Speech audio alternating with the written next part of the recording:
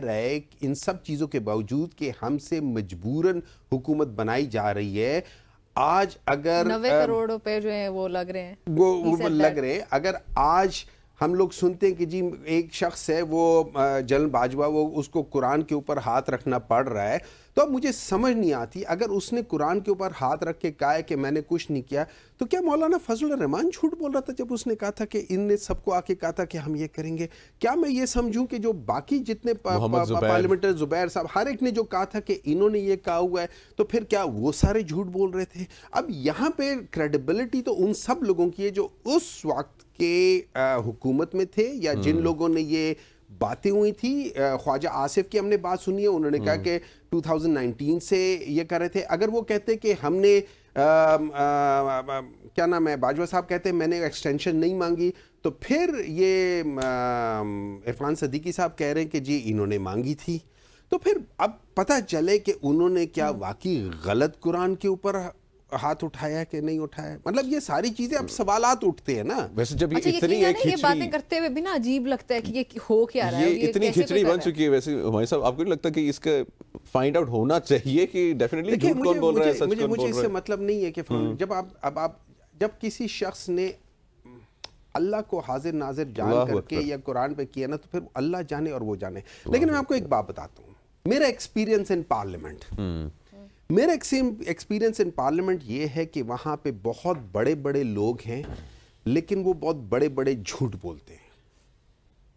वहाँ पे खड़े होके कहते हैं कि यार, ऐसे भी मैंने देखे हैं जिन्होंने कहा है कि हमें ये एज अ टूल इस्तेमाल किया जा रहा था। मैं तो समझता था कि जो भुट्टो की जो सियासत है वो हम लोग यहाँ करेंगे और इस किस्म के लॉ जो बन रहे हैं इनको फाड़ के उन्होंने उसी तरीके भुट्टो को इमिटेट करते हुए कहा कि ये करेंगे। लेकिन बाद में जब वोट का टाइम आता है वो उसी गलत चीज के ऊपर वोट भी देते हैं। और जस्टिफिकेशन क्या है?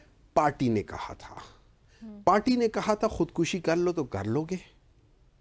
देखिए, हम लोगों को, हम सारे पार्लियामेंटेरियंस को एक दफा सोचना पड़ेगा कि अगर हम लोग अपनी पार्टी को भी सही राह पे नहीं चला सकते तो क्या हमें वाकई ऐसी जगह पे बैठना चाहिए या नहीं बैठना चाहिए?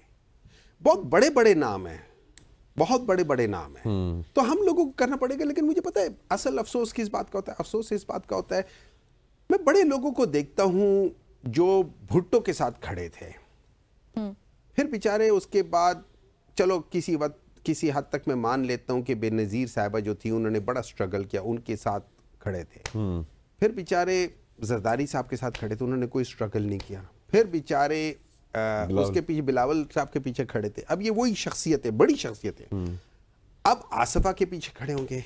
और आपने देखा एक बात, वहां पे दो छोटे बच्चे थे गैलरी में जी, वो दो छोटे बच्चे फ्यूचर के लिए ये अभी से उनके पीछे खड़े होने शुरू कर देंगे। सर, वो पाकिस्तान का फ्यूचर है। वो पाकिस्तान का फ्यूचर नहीं, देखिए पाकिस्तान का, अगर वो पाकिस्तान का फ्यूचर है देन अल्लाह मालिक है पाकिस्तान का। आपका फ्यूचर कहाँ गया? सबका फ्यूचर है। अगर वो लेकिन सर, आपने जिक्र किया कि राना सनाउल्लाह साहब ने ये कहा, जावेद लतीफ़ साहब ने ये कहा, बल्कि कल मैं नदीम अफजल चंद साहब को सुन रही थी, उन्होंने भी यही कहा कि मैं खुद पर्सनली भी गौहर साहब के पास ये मैसेज लेके गया था इलेक्शंस के बाद कि हमें जो है एक टेबल पे बैठना चाहिए और हम गवर्नमेंट फॉर्मेशन में आते हैं और गवर्नमेंट बनाते हैं। तो स्टबर्नेस पीटीआई की जानिब से भी नहीं शो की जाती कि हम लोगों ने बैठना ही नहीं, मुज़ाकरात ही नहीं करनी। जब तक पॉलिटिकल डायलॉग की तरफ बढ़ेंगे ही नहीं तो फिर किस तरीके से जमहूरियत की? जैसे खान साहब का एक बड़ा फेमस डायलॉग भी है ना, इसी में खान साहब का फेमस डायलॉग भी है, मैं चोरों से हाथ नहीं मिलाऊंगा। चोरों से हाथ नहीं मिलाऊंगा, उनके साथ नहीं बैठूंगा। चोरों से हाथ मिलाना चाहिए सर नहीं, आप मुझे बात बताएं, आप चोरों से हाथ मिलाएंगे? चोरों से कभी हाथ नहीं मिलाना चाहिए, but we shouldn't be undermining the democracy as well ना। अच्छा चले, लेट मी रीफ्रेज। अगर डेमोक्रेसी में एक तरफ चोरों और एक तरफ दूसरे लोगों, क्या उनको चोरों से हाथ मिला के कहना चाहिए कि आओ जी तुम भी डेमोक्रेट? देखिए, मैं आपको एक बात बताता हूँ, अगर आपने इस मुल्क का जो सिमत है उसको ठीक करनी है तो आपको वाकई चोरों के साथ हाथ नहीं मिलाना चाहिए। I totally agree with that thing. Having said that, देखिए उसमें ये होता है कि पार्टी के अंदर जो लोग हैं वो चोरों को बाहर निकालें। पार्टी के अंदर सारे चोर तो नहीं है, पार्टी के अंदर सारे चोर तो नहीं है, तो वो चोरों को बाहर निकालें। नंबर 2, देखिए डेमोक्रेसी के लिए हम लोग बात कर सकते हैं और इमरान खान ने कभी ना नहीं की। उन्होंने कहा है आप एजेंडा लेकर आओ, किस बात पे बात करनी है, इलेक्शंस पे बात करनी, आओ करते हैं। किसी और चीज पे बात करनी आओ करते हैं, लेकिन ये कहना कि हम बैठ के चार्टर ऑफ डेमोक्रेसी करें, देखिए चार्टर ऑफ डेमोक्रेसी की ट्रू एसेंस को तो हम लोग लेकर नहीं आते। तो फिर हम लोग चार्टर ऑफ अच्छा, जिस चार्टर ऑफ डेमोक्रेसी पे 2007 में या 2006 में बेनज़ीर भुट्टो साहिबा और मियां नवाज शरीफ ने साइन किया था, ये लोग खुद उसको फॉलो नहीं कर रहे। जब ये लोग खुद उसको in true letter and spirit follow नहीं कर रहे, उसमें लिखा क्लॉज 22 है मेरे ख्याल में, उसमें लिखा हुआ है कि हम एस्टैब्लिशमेंट स्ट्रोक आर्मी से कोई मदद नहीं लेंगे। फॉर्म 45-47 क्या है उससे पहले? अच्छा ये भी बताता हूं, जिस दिन साइन किया था उसके 10 महीने बाद they were in conversation with the establishment. तो फिर किस डेमोक्रेसी की बात कर रहे हैं, किस चार्टर ऑफ डेमोक्रेसी की बात कर रहे हैं? क्या हम मफामत को, मफामत मीन्स आओ मिल बैठ के इस मुल्क को खाएं, क्या हम उसको मफामत कहते हैं? नहीं होना चाहिए। देखिए मैंने एक दफा अगर मुझे पता है मैं गलत तरफ जा रहा हूं और मैं अपनी गलती नहीं मानता, मैं अपने आप को वहां से यू टर्न नहीं लेता, देन आई एम बाउंड कि मैं नीचे जाके गिरूंगा। तो क्या यू टर्न बुरी बात है या अच्छी बात है? अच्छी बात है। ठीक है, यू टर्न हमेशा याद रखें। आप भी हैं, गूगल वो आंटी होती है, जो ही आप गलत तरफ जाते हैं वो कहती हैं कि आगे से जाओ, यू टर्न लो, वापस जाओ, तुम्हारा रास्ता दूसरी तरफ है।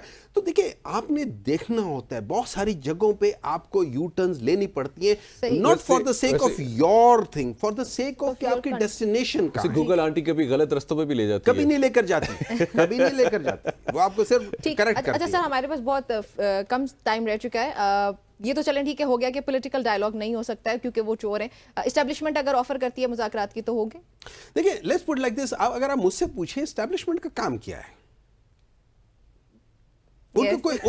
they have got nothing to do with this thing, to be very honest, they have got nothing. उन्होंने एक स्टैंड करना चाहिए, they should get out of this thing, let the politician decide, because at the end of the day ये याद रखें कि that is the right way of doing it. That is the right way of doing it, and now we have to go to a news break. Humayun साहब बहुत बहुत शुक्रिया हमें join करने के लिए, टाइम की कमी है, इंशाल्लाह it's always good to talk to you. इंशाल्लाह दोबारा प्लान करते हैं आपके साथ एक अच्छा सा खूबसूरत सा सेगमेंट और डिस्कशन को मजीद आगे बढ़ाएंगे। Thank you so much for joining us.